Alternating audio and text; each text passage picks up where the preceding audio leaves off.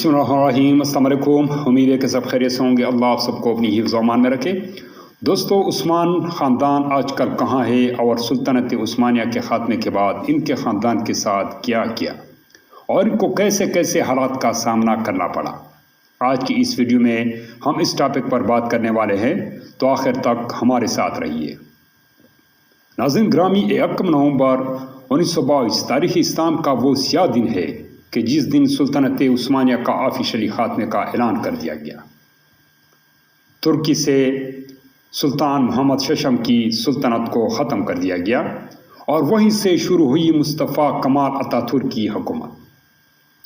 सुल्तान मोहम्मद शशम को एक नापसंदीदा शख्सियत करार दिया गया और इनको इसी वजह से मुल्क से बाहर निकाल दिया गया, जो 17 नवंबर को एक जहाज़ के ज़रिए माल्टा रवाना हो गए।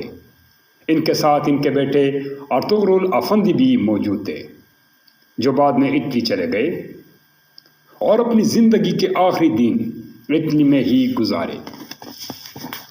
इनकी वफ़ात 1924 में इटली में हुई और इनकी जस्ते अथर को दमिश्क के एक मस्जिद के करीब दफना दिया गया। सुल्तान मोहम्मद शशम जब तक ज़िंदा रहे उस्मानी ख़ानदान के सरबराह के तौर पर ज़िंदा रहे। फिर ऐसे हालात हुए कि तमाम सुल्तान उस्मानी ख़ानदान को, इस वक्त के तमाम शाही ख़ानदानों को तुर्की से जला वतन कर दिया गया, यानी तुर्की से इन सब को बाहर कर दिया गया।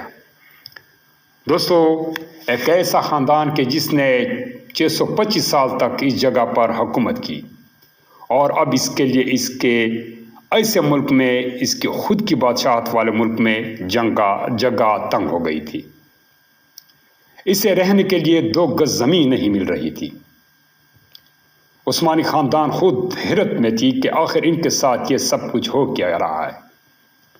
इस वक्त मुल्क से जो बाहर गए हुए थे उस्मानी लोग, उनके ख़ानदान की कुल तादाद 156 थी और इनकी तादाद में तमाम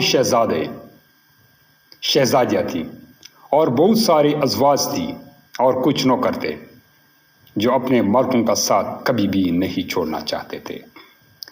साथ ही साथ इस ख़ानदान के तमाम दामादों को भी मुल्क से बाहर कर दिया गया था और बाहर किए जाने वाले इन तमाम लोगों को एक तरफा पासपोर्ट दिया गया था, यानी वो जहाँ चाहे वहाँ जा सकते हैं।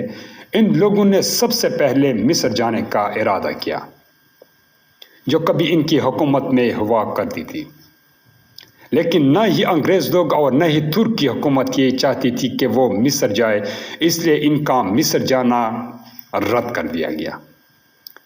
इसके बाद इन लोगों ने मुल्क शाम जाने का इरादा किया। इस तरफ भी तुर्की हुकूमत ने इनको जाने की कतई इजाज़त नहीं दी। इसी वजह से इनमें से कुछ लोग लिबनान की जानिब चले गए और इनमें से कुछ लोग फ्रांस की जानिब चले गए।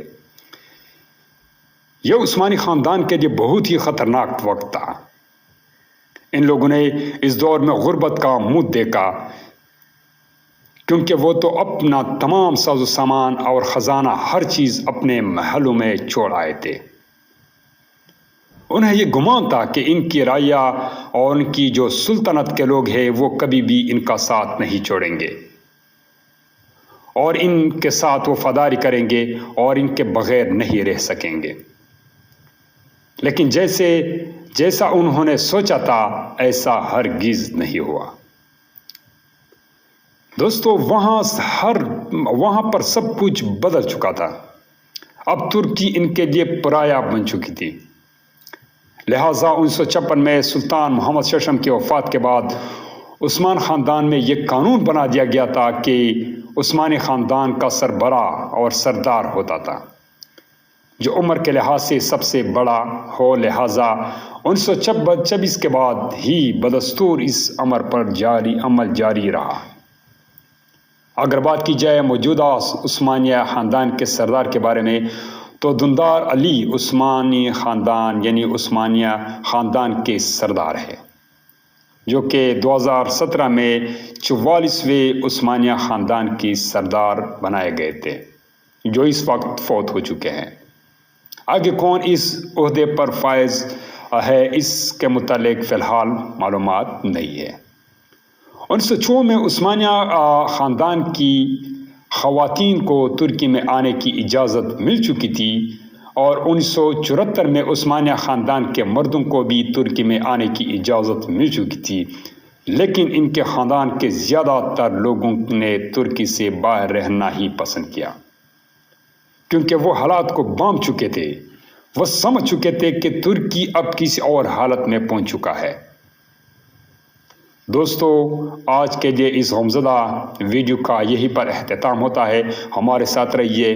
اللہ آپ سب کو سلامت رکھے۔ والسلام۔